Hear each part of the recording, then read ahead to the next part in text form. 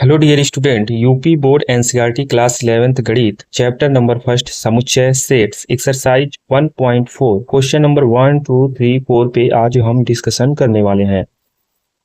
Last lecture में हम लोगों ने एक्सरसाइज 1.3 को कंप्लीट किया था। अभी तक आपने उसे नहीं देखा है तो जरूर देख लें। एक बात और मैं आपको बता दूं, ये जो भी आपको क्वेश्चन सॉल्व कराए जा रहे हैं ये सभी 2025 और 26 एनसीईआरटी पैटर्न पर आधारित है। एक्सरसाइज 1.4 में जब हम बात क्वेश्चन नंबर 1 2 3 4 की करते हैं तो वहां पर आपके लिए एक पॉइंट जानना बहुत जरूरी है कि समुच्चयों का सम्मिलन क्या होता है। यहाँ पर एक पॉइंट आपको जानना जरूरी होता है कि समुच्चयों का सम्मिलन किसे कहते हैं। अगर दो समुच्चय या दो से अधिक हैं तो उन समुच्चयों का सम्मिलन कैसे किया जाए उसको आपको जानना है। अगर इंग्लिश में बात किया जाए तो इसको बोलते हैं union of sets. Union of sets जो कि समुच्चय या सेट्स का बहुत एक इंपॉर्टेंट दो ही इंपॉर्टेंट पॉइंट होता है। एक आपका ये होता है और दूसरा आपका बन जाता है सर्वनिष्ठ, जो कि इसके बाद है। तो जब हम 5 6 7 8 को कवर करेंगे तो सर्वनिष्ठ को वहां पे डिस्कशन कर देंगे। अभी समुच्चयों का सम्मिलन यूनियन ऑफ सेट्स में, जैसे मान लीजिए कोई ए सेट है जिसमें अवयव है 1 2 3 4 और कोई दूसरा समुच्चय है जिसके अवयव हैं 5 6 7 8 और कह रहा है कि आपको समुच्चयों का सम्मिलन निकालना है। तो सबसे पहली बात, समुच्चयों का सम्मिलन को हम लोग यू से डिनोट करते हैं, ये इसका चिन्ह है। तो अब ए सम्मिलन बी का मतलब हो गया यूनियन बी, इसलिए इसको इंग्लिश में यूनियन बोलते हैं। तो ए यूनियन बी को ही कहते हैं ए और बी का सम्मिलन। तो ए यूनियन बी का मतलब हो गया पहले समुच्चय क्या हो गया 1 2 3 4 यूनियन दूसरा समुच्चय 5 6 7 8। अब इस सम्मिलन का मतलब आप ध्यान से अगर हिंदी को पढ़ें तो समझ जाएंगे। सम्मिलन का मतलब सबको मिला देना है। सबको मिलाने का मतलब 1 2 3 4 तो रहेगा ही, 5 6 7 8 भी हो जाएगा और यही आपका आंसर हो जाएगा। कहने का मतलब इसके पहले आपने उपसमुच्चय पढ़ा, उपसमुच्चय में देखा कि ए समुच्चय के सभी अवयव बी में होने चाहिए तभी ए बी का उपसमुच्चय होगा। इसी तरह से अगर ए यूनियन बी है तो ए और बी दोनों को मिला के अगर हम लिख देते हैं तो वो आपका समुच्चयों का सम्मिलन हो जाता है। अब यहाँ पर एक पॉइंट और जान लेना जरूरी है कि समुच्चयों के सम्मिलन का इसके संक्रिया के कुछ गुणधर्म होते हैं। यानी सम्मिलन, जो समुच्चयों का सम्मिलन है उन सम्मिलन की संक्रिया यानी इनको जो हल करने की प्रक्रिया है, इनके संक्रिया के कुछ गुणधर्म हैं जिनको जानना बहुत जरूरी है क्योंकि वो डायरेक्ट आपको मिल सकते हैं। ये गुणधर्म वही चीज है जो आप जोड़ का गुणधर्म घटाव का गुणधर्म पढ़ते हैं ना, वही सेम चीज है। जैसे अभी पढ़ेंगे तो क्लियर हो जाएगा। जैसे पहला पॉइंट ये कहता है कि अगर ए यूनियन बी अगर आप निकालें और बी यूनियन ए निकालें तो दोनों की वैल्यू आपस में बराबर हो जाएगी। देखिए क्या हुआ, हमने बस समुच्चयों का क्रम बदल दिया है। तो इसको क्रम बदलने का मतलब इसको हम कहेंगे क्रम विनिमय नियम। अब आपको याद आ रहा होगा, बचपन में आप पढ़ते होंगे क्रम विनिमय नियम। ये क्लास 6 से ही पढ़ाया जाता है और आप तो अब 11th में हैं। ये पहला नियम हो गया। दूसरा गुणधर्म आपका ये कहता है कि अगर ब्रैकेट में ए यूनियन बी है और फिर उसका यूनियन सी आप निकाल दें और फिर आप ए यूनियन और फिर ब्रैकेट में बी यूनियन सी निकाल दें तब भी दोनों वैल्यू बराबर होगा। यूनियन का मतलब सबको मिला दीजिए, चाहे क्रम बदल देंगे तब भी वो बराबर ही होगा।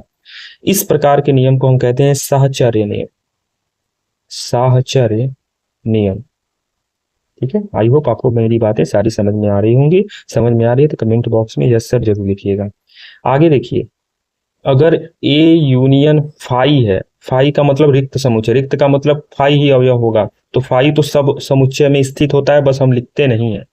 फाई सभी समुच्चय का उपसमुच्चय होता है। तो इस आधार पे यहाँ पर जो ए समुच्चय होगा वही आंसर हो जाएगा और इसको हम लोग बोलते हैं तत्समक नियम।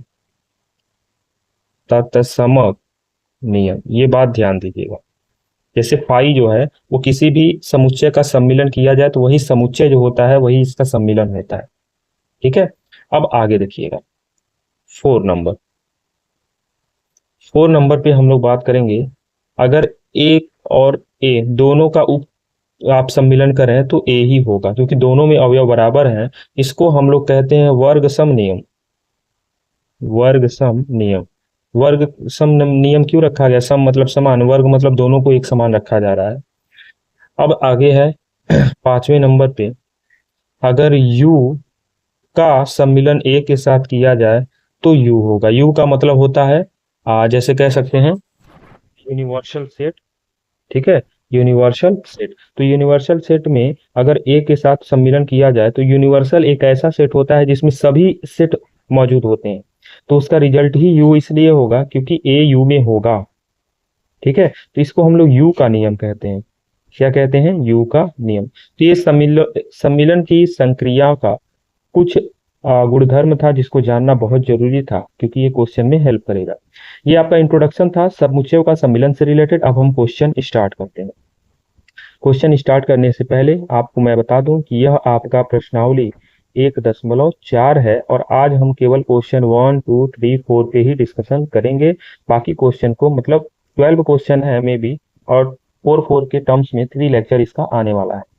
क्वेश्चन नंबर फर्स्ट ये रहा आपके सामने। यहाँ पे डायरेक्ट कह रहा है कि निम्नलिखित में से प्रत्येक समुच्चय युग्म का सम्मिलन ज्ञात करना है। जैसे फर्स्ट, अगर x बराबर आपका दे रखा है 1, 3, 5 और y बराबर आपका दे रखा है 1, 2, 3 और इसका सम्मिलन ज्ञात करना है, तो x union y is equal to क्या हो जाएगा? 1, 3, 5 का सम्मिलन करना है इसके साथ 1, 2, 3 के साथ, तो इसका रिजल्ट क्या बन जाएगा? 1 है, 2 है, 3 है और क्या है? 5 है। यही इसका आंसर बन जाएगा। आई होप आपको चीजें समझ में आ गई होंगी। सेकेंड में देखिएगा, सेकेंड में कह रहा है कि a बराबर ए ई आई ओ यू, ये वॉवेल है। और फिर बी बराबर क्या दे रखा है? A B C. इस कंडीशन में तो ए यूनियन बी क्या होगा? तो A E I O U union A B C, तो आपका रिजल्ट हो जाएगा ए B C E I O you. ये आपका आंसर हो जाएगा। ठीक है, आपको ये बात समझ में आ गई होगी। अब थर्ड नंबर पे देख लीजिए। थर्ड नंबर को ये समुच्चय निर्माण विधि में लिखा है तो रोस्टर में इसको कर लेते हैं। तो ए का मान क्या हो जाएगा? कह रहा है कि एक प्राकृतिक संख्या जो 3 का गुणज है, 3 का गुणज मतलब 3 दूना 6, 3 त्रिकी 9, 3 चौके 12, ऐसे चलेगा इनफाइनाइट। और बी बराबर क्या दे रखा है? बी बराबर कह रहा है कि 6 से कम प्राकृतिक संख्या, तो 6 से कम 1, 2, 3, 4। अब बस इनका सम्मिलन निकालना है। A union B is equal to क्या हो जाएगा? यहाँ पे हो जाएगा 3, 6, 9, 12 और 1, 2, 3, 4, 5 का सम्मिलन। तो इसका फाइनल रिजल्ट बन जाएगा 1, 2, 3, 4, 5, 6, 9, 12, ऐसे आपका चलेगा और ये आपका आंसर बन जाएगा। कहने का मतलब समुच्चयों का सम्मिलन क्या होता है? बस दोनों को मिला देना होता है, वही आपका समुच्चयों का सम्मिलन हो जाएगा। 4 नंबर भी देखिए, इस रोस्टर रूप में इसको लिखना पड़ेगा। ए कह रहा है कि 1 से बड़ा होना चाहिए और 6 के बराबर और छोटा, तो 1 से बड़ा का मतलब 2, 3, 4, 5 और 6 के बराबर मतलब 6 भी आ जाएगा। अगर बी की बात करें तो कह रहा है कि 6 से बड़ा और 10 से कम, तो 6 से बड़ा 7 होगा, 8 होगा, 9 होगा और 10 से कम हो ही गया। अब यहाँ पर ए यूनियन बी की वैल्यू अगर आप निकालें तो 2, 3, 4, 5, 6 हो जाएगा और यूनियन इसके साथ 7, 8 और 9 आ जाएगा। अब इसका फाइनल रिजल्ट आपका बन जाएगा 2, 3, 4, 5, 6, 7, 8, 9। इस तरह से यह इसका आंसर हो जाएगा। ऐसे ही क्वेश्चन नंबर 5 है। ए बराबर दे रखा है 1, 2, 3, 1, 2, 3 और बी बराबर दे रखा है 5, ये 5। तो आपको ये शुरू में ही हमने बता दिया कि किसी भी समुच्चय के साथ अगर 5 आता है तो वह समुच्चय ही आंसर होता है। मीन्स इसका 1, 2, 3 ही आंसर हो जाएगा। इसको चाहे तो ऐसे लिख सकते हैं, A union 5 is equal to 1, 2, 3 ही आंसर हो जाएगा। ये आपका भी क्वेश्चन नंबर फर्स्ट था। क्वेश्चन नंबर सेकेंड थोड़ा सा वीडियो लॉन्ग होगा, आप घबराएंगे नहीं, पेशेंस बनाए रखिए, चीजों को समझना है तो समय देना पड़ेगा। यहाँ पर भी बहुत अच्छा पॉइंट बोल रहा है कि अगर ए की वैल्यू, ए समुच्चय ए बी है और बी समुच्चय में ए बी सी है, ए उप समुच्चय होगा पी का, ये पूछ रहा है। ए उप समुच्चय होगा पी का, इसका मतलब होता क्या है? ए के सभी अवयव बी में उपस्थित होने चाहिए तभी तो उप समुच्चय होगा। और ए में आपका ए बी है जो कि बी में ए बी है, इसीलिए यह आपका क्या हो जाएगा, सत्य। ठीक है, ये क्या हो जाएगा, सत्य। कह रहा है ना क्या ए उप समुच्चय बी है, तो ये सत्य बात है। अब ए यूनियन बी कह रहा है ज्ञात करने के लिए, तो ए यूनियन बी जब ज्ञात करेंगे तो ए का मान ए और बी यूनियन और बी का मान ए बी सी, इस आधार पे आपका रिजल्ट आ जाएगा ए बी सी। और एक चीज ध्यान दीजिएगा, यहाँ से क्या समझने को मिला कि अगर ए उप समुच्चय है बी का, तो आंसर में ए यूनियन बी में आपको बी ही मिलेगा। इस पॉइंट को थोड़ा सा आप हाईलाइट कर लीजिए, इंपॉर्टेंट पॉइंट है। अगर ए उप समुच्चय है बी का, तो ए यूनियन बी जो है उसका रिजल्ट समुच्चय बी ही होगा। क्वेश्चन नंबर थर्ड देखिए, क्वेश्चन नंबर थर्ड भी कुछ इस प्रकार से है। अब दो समुच्चय दे रखा है और कह रहा है कि ए यूनियन बी क्या है, फिर वही चीज माना, इसको मान के करेंगे, माना ए बराबर 1 2 3 और बी बराबर 4 5 6। अब यहाँ पे ध्यान दीजिएगा, यहाँ पे मैं क्वेश्चन थोड़ा सा बदलूंगा। बी बराबर मैं ऐसे लिख दूं 1 2 3 4 5 6। अब यहाँ पे कह रहा है समुच्चय ए उप समुच्चय बी वाला कंडीशन होना चाहिए, तो यहाँ पे है ए उप समुच्चय बी का मतलब ए के अवयव बी में होने चाहिए, तो 1 2 3 उप समुच्चय। अब यहाँ पे है 1 2 3 4 5 6, इसका मतलब ए का अवयव देखिएगा 1 2 3 ये बी में उपस्थित है, इसका मतलब ये क्या होगा, उप समुच्चय होगा। ये बात सही है। और जब उप समुच्चय हो गया तो ए यूनियन बी पूछ रहा है, तो ए यूनियन बी आपको साफ साफ अभी पिछले क्वेश्चन में बताया कि बी वाला ही समुच्चय होगा। बट यहाँ देख लीजिए 1 2 3 1 2 3 4 5 6, तो जब ए समुच्चय के अवयव बी में उपस्थित है तो बी वाला ही आपका आंसर हो जाएगा 1 2 3 4 5 6, और ये इसका क्या हो जाएगा, आंसर। आज के दिन का लास्ट क्वेश्चन, इस क्वेश्चन में आपके सामने ए बी सी डी दे रखा है और क्वेश्चन कह रहा है कि अगर ए बराबर 1 2 3 4 है, बी बराबर अगर 3 4 5 6 है, सी बराबर अगर 5 6 7 8 है, और डी बराबर अगर 7 8 9 और 10 है, तो बताइए पहला ए यूनियन बी क्या होगा।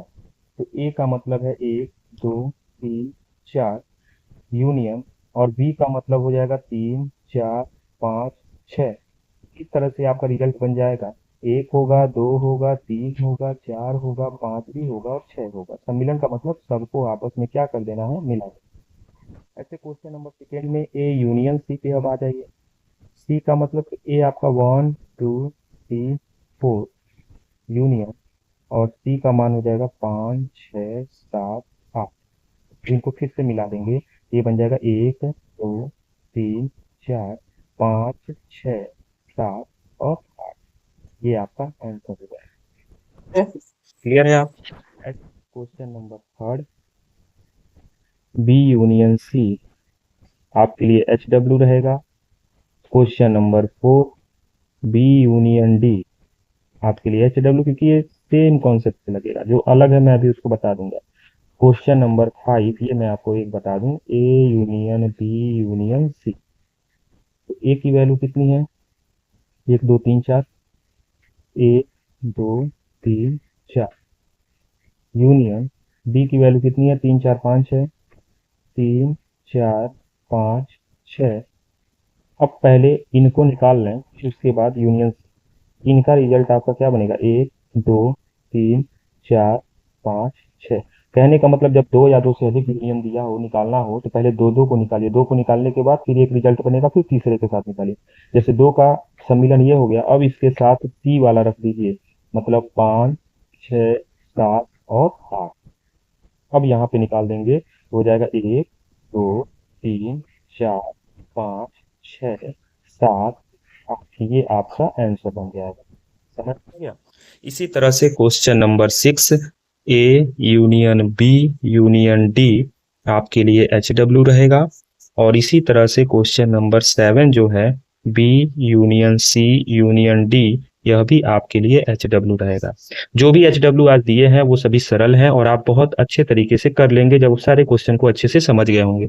फिर भी अगर कोई आपको क्वेश्चन समझ में नहीं आया तो कमेंट बॉक्स में जरूर बताइएगा।